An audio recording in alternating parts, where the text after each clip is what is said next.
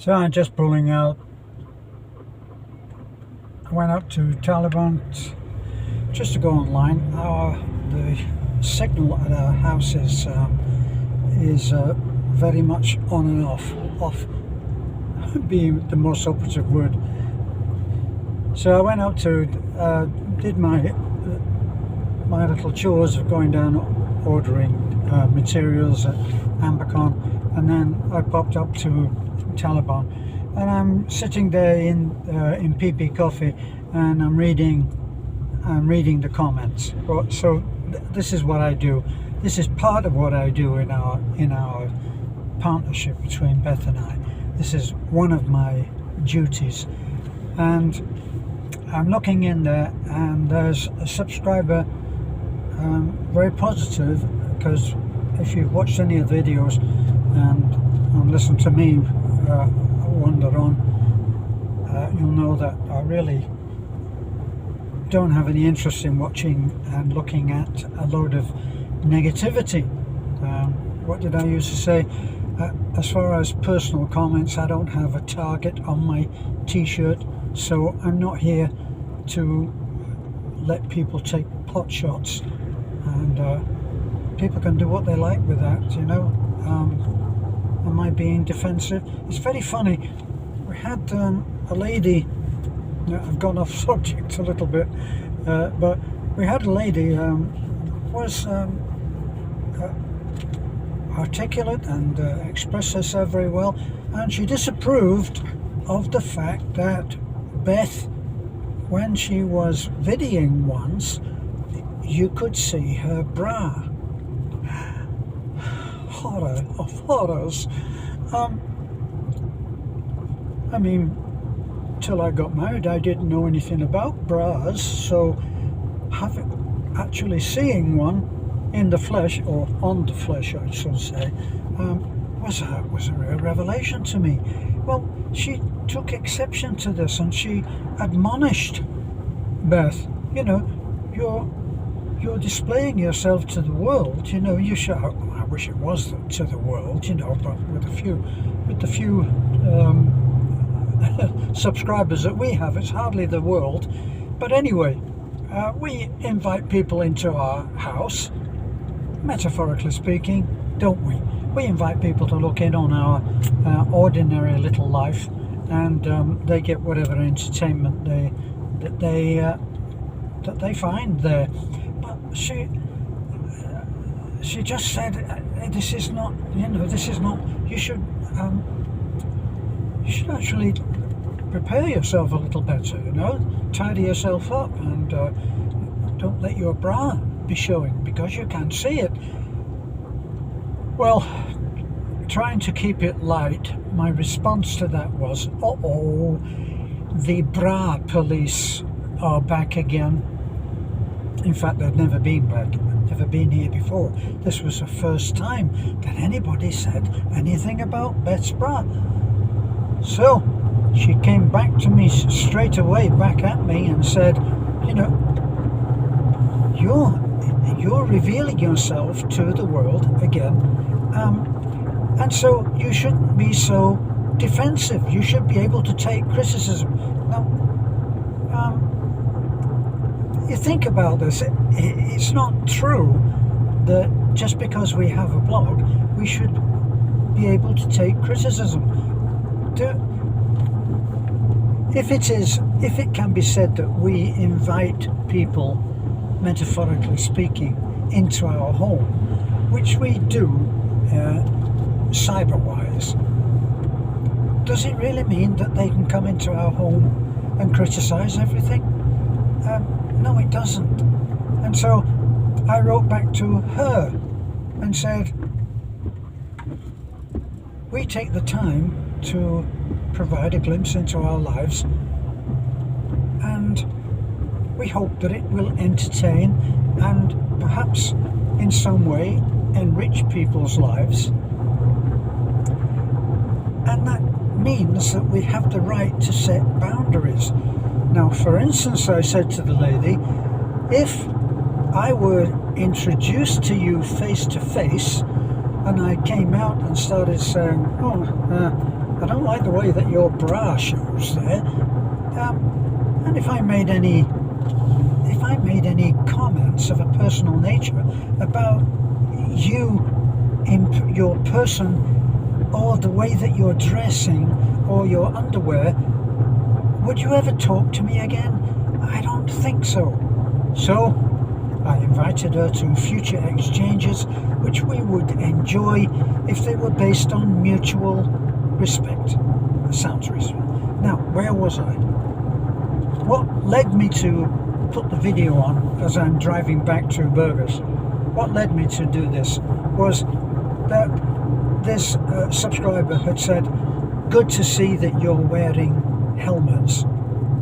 And I had to respond to him and say, you know, I agree with you, and I always wear helmets. Now, occasionally somebody will say, "You haven't got your safety belt on," and they'll be correct. I just haven't put it on at that moment. I'm in the bad habit of, I start driving and then I reach over and start putting, I know, it's a bad habit. So I accept that. But I said,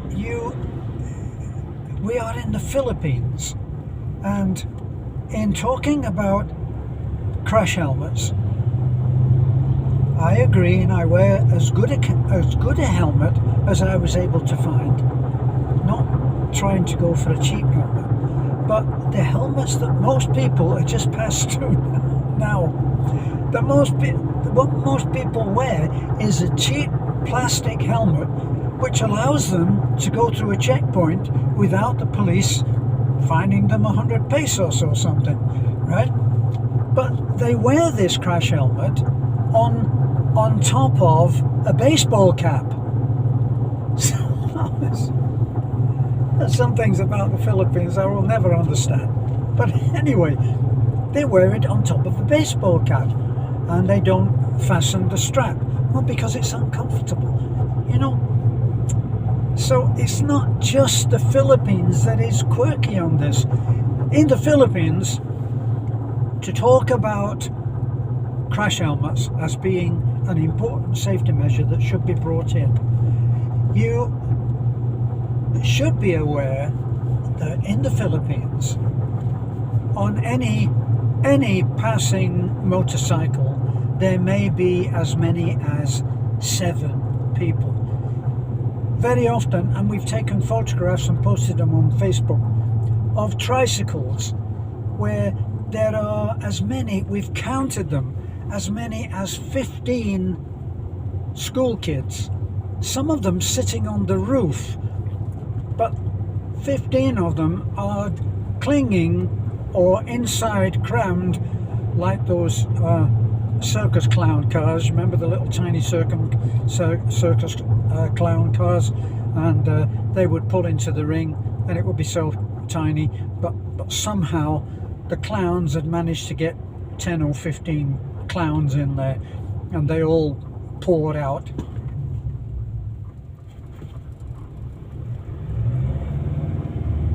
So that's the frame of reference you have when you start talking about safety in the Philippines. With a motorcycle, the driver will be fined. It will only be probably 100 pesos if he goes through a checkpoint, but he can be fined. But even in town where police are roaming about, not many, the odd patrol car with, say, 2 policemen will be in it, and they don't pull people over. It's so different to the UK or America. It's so different. In the UK, as soon as I spotted in my rearview mirror a police car, that was it. My heart sunk, because I would know that I would, in a very short moment, I would be getting jerked around. And it's pretty much like that in America too. They can get you for almost anything. If they're having a bad hair day, or a bad helmet day, or a bad badge day, or whatever it is, they can pull you over. And if they don't like the way that you talk to them, you can get cited for something. In the UK, they'll find something. In the UK, they have a very, very high-tech test. If they put a coin in the tread of your tyres and it doesn't come up to a certain point on the coin, that tyre will be declared as bald. And for one tyre, you can get a point on your license. Just think if they went round and declared that that was the situation on, say, 2 or 3, you could almost lose your license on that, or be very, very close to doing so. So it's different here about the police. The police here, we work with them, so it's not like I'm trying to defend them. I'm just saying the way that it is. And here, where there's a checkpoint, and they're stopping people. Now in the UK, they have somebody prior to the checkpoint, so they'll have somebody, you know, maybe a quarter mile down up the road, and somebody a quarter mile down the road, right? So if anybody goes through that's not supposed to, they can just rush somebody coming through, stop it, right? They don't do that here. So the first that you know that there's a checkpoint is when you see 4 or 5, or sometimes, if it's a busy time, 15 or 20 motorcyclists stopped at the side of the road, and that what they're doing is they're waiting for the checkpoint to pack up and go home or go back to the station. So it's a strange thing. It's so different here. Now, I remember saying to one of the police officers that I know that we work often with, doing our various humanitarian projects, and I said to him, why is it, you know, when you're on a checkpoint, you know that if you walked over the hill, I mean, they're strategic in where they put their checkpoints. So if you know that if you go over the hill, you'll see that there's, I don't know, 5 to 25 people who are avoiding the checkpoint, probably because they haven't got registration, or they haven't got a helmet, or they're riding in with the rubber flip-flops, which is almost like bare feet. And so you know that it's over there. Why don't you go there and do that? No, we can't do that. I said, but in that little collection will be somebody who's never registered the bike he's on, is not insured, he doesn't have a license, and the bike is a complete wreck. And the officer nodded and he said, yes, sir, we know that. He said, but what would we do? What would we do with an old man whose only way of getting around is that beat up motorcycle, and he's got a bag of rice on it, and that's how he takes his family and his rice anywhere that he goes? What would we do? Take his bike away from him? Which we could do. Said, but we don't do that. So in other words, police here are making a judgment call even on subjects of safety. Now, Beth and I once, we said, you know, it drives me crazy to drive home in the dark, after dark. I used to think that was just because people are getting old, they don't want to do that. And it is true. For those who haven't noticed, I am getting old, and I don't want to do that. But the other thing is that it seems like every other, or even more than every other bike, is riding without back lights, so, or without any lights, and they don't seem to care. And it reminds me of all of the safety regulations that we as foreigners in the West get drummed into us, even as children. I'm looking now and there's a couple of goats couple of goats walking around on the road. I love it. So I can remember my mother saying to me, you go to the edge, if we were out together, or my father, he would never just cross the road. He would say, now look, you look left, look right, look left again. Or is it look right, look left, and look right again? I'm forgetting which one is left-hand drive and right-hand drive. But anyway, you get the picture.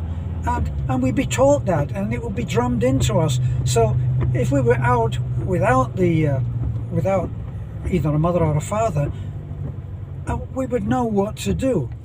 Well, strangely now, this is to take this further on. In America, this has become, in parts of America anyway, it's become total insanity. I read that one mother had allowed her 2 children to walk to school 2 blocks to school, and she had allowed them to walk there alone, unaccompanied. And she may have been put inside for a few days just to teach her a well-earned lesson, or she may have just been fined. But she was charged with, I don't know, negligence or child abuse, or even a child abuse. I put my other teeth in if I knew I was making a video. So as far as America goes, what Americans tell me is becoming, in parts, once again in parts, because the insanity doesn't go everywhere, in parts it's being called the creation of a nanny state, in which they're going to make you safe even if it means you can hardly walk out of your house. So you're not allowed to do all these various things, and you're trained to behave according to that way of behaving, and you're trained to do that. And that is one of the things that brings me back, finally you say, brings me back to how people here behave. What is okay here that would never be okay,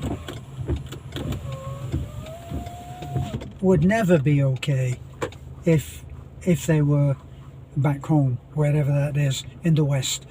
And here you see what would be for us blatant examples of things wrong. A friend of mine had a son who, I've mentioned this example before, and I've mentioned it before because the son was something of a, what can I say, not a fault finder. He was a problem solver, and people used to get him in to look at what was going wrong. This kind of thing. He would go in and he would sort things out. Very capable man. And he looked at one of our videos where we were having a tyre repaired, a flat tyre, and we had a load of kids with us. Beth was still in the car. A couple of kids were still in the car. They jacked the car up on a trolley jack, and up it went, and it was sitting there on a trolley jack, and the boy that was repairing it didn't have any gloves on, didn't have a mask on, he didn't have working boots on. He just had the rubber flip-flops that everybody wears here. I'm looking at half a dozen workers, and they've all got those flip-flops because I've just pulled into our work site. So all of this leapt out at him. It absolutely was not okay. He said, "Oh my God, you've got people in the car while the car is jacked up. You haven't got an axle stand underneath. the man who's repairing it has rubber flip-flops, he doesn't have any boots, he hasn't wearing gloves, he hasn't got a mask on, he doesn't have a hard hat. And he was talking, I learned through my friend, that he was thinking of coming to live here in the Philippines. And I dropped him a line. I said, you know, I see that you're an extremely capable guy, but if you were not able to let go of all that, you would be insane, I guarantee, within maybe possibly 2 days, maybe even less, because things compared to your frame of reference, which has been built carefully by your parents from childhood, wear a helmet, wear a mask, wear this, put earplugs in, put an axle stand under there, it's not safe, put a block behind the wheels. And we've learned all of this, and it's ingrained. I go along, even now, after close on 9 years, I go along the road, driving along the road in my truck, and I look and I see all of these things which are wrong. They're not wrong because it just happens I'm a foreigner in a foreign land, and I shouldn't be criticizing things within the framework of a place that I no longer live. And it doesn't make sense to try to make this place that I fled to like the one that I fled from. Well, I'm back where I should be, and that lady who was coughing her heart out a moment ago, I think is my wife. So I'll get off, I'll let you go. Thanks for being with me. Bye for now.